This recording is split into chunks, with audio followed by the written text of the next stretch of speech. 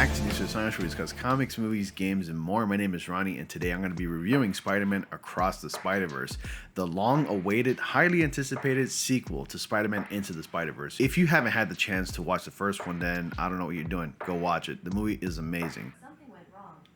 Try again in a few seconds. But the first one is just not as amazing as this one, because this one tops it.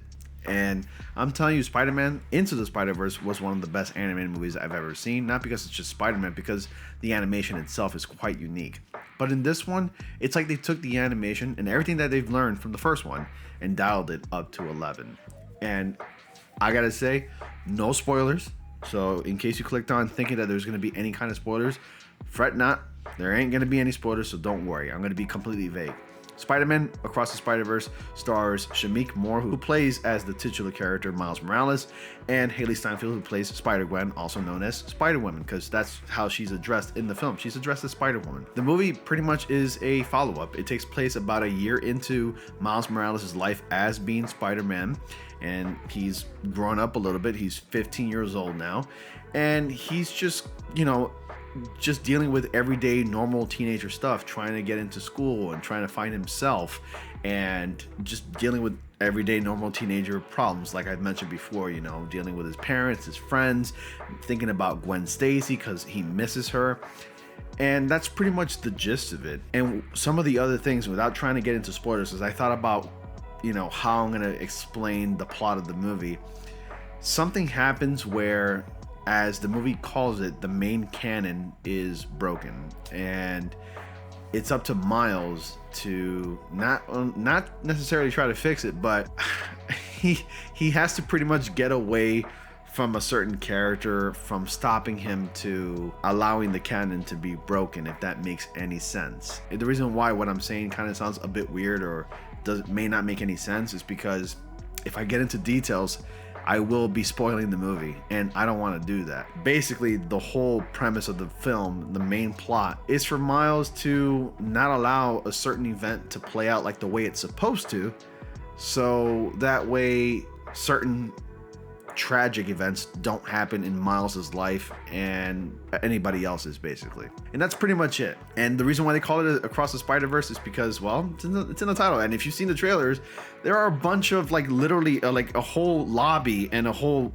hub filled with hundreds of Spider-Men all over the place from different kinds of universes. There's Spider-Man from another Earth here. There's a Spider-Man from another Earth over there, and we visit many universes where a Spider-Man or a Spider-Woman exists. And the thing that really surprised me the most about this movie is Gwen Stacy does shine a lot in this movie. Her character gets to be built up even more.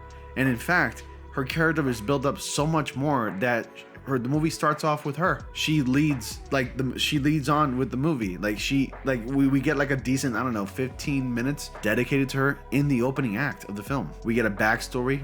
We get to learn what happened to her best friend, aka Peter Parker of that world. So if you've seen the first movie, you would know that Peter Parker was her best friend in her universe. And we also learned the origins of Peter Parker. Without knowing the details in the first movie, I won't spoil that either, but it's not a major plot point in the film. However, it's part of her character and it's part of her backstory. But something tragic does happen to her best friend. But anyway, aside from the plot details themselves, I just want to talk about the movie as a whole. Let's talk about Spider-Man 2099 real quick before I continue on talking about the movie as a whole. Spider-Man 2099 is this ruthless character who's voiced by the brilliant and amazing Oscar Isaac. He gives a stellar performance, and Spider-Man 2099 does not play around. He is ruthless, brutal, intense, tough, and he's all about protecting the main timeline, like all canon events throughout the entire Spider-Verse.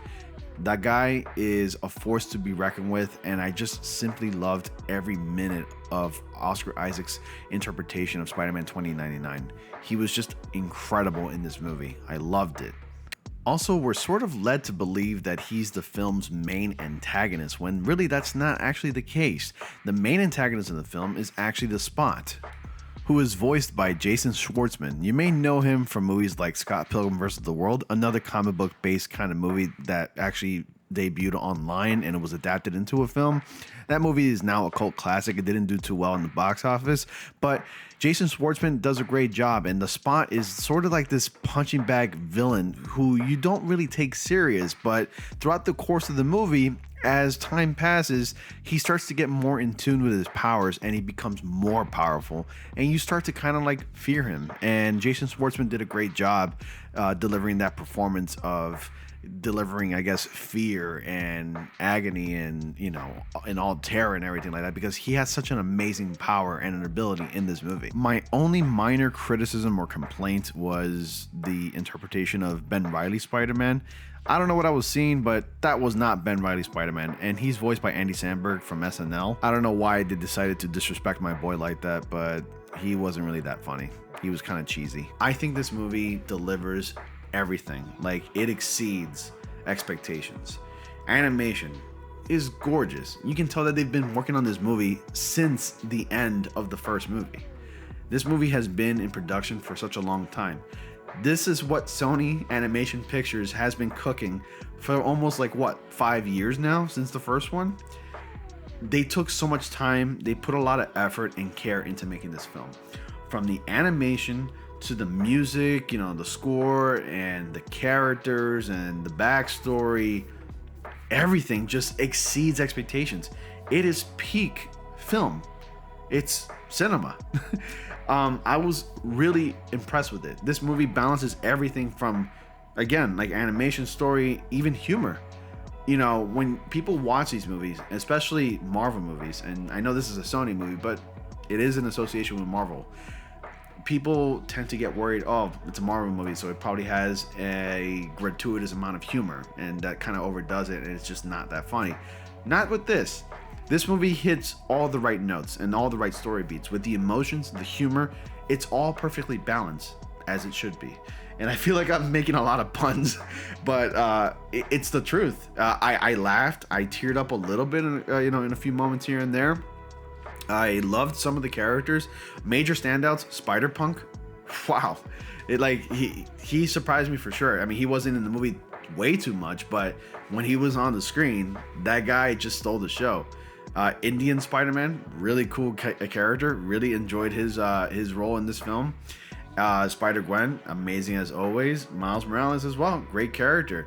And I was actually a bit surprised that we didn't see a lot of Peter B. Parker, but we get to see him and his new baby, Mayday Parker, which was really cool as well. This movie was amazing. Would watch again. I highly suggest you go watch Spider-Man Across the Spider-Verse if you haven't seen it already, because this movie gets a 10 out of 10 from me. Everyone, watch Spider-Man Across the Spider-Verse, and if you've seen it already, let me know what your thoughts are. Please do not post any spoilers down in the comment section below.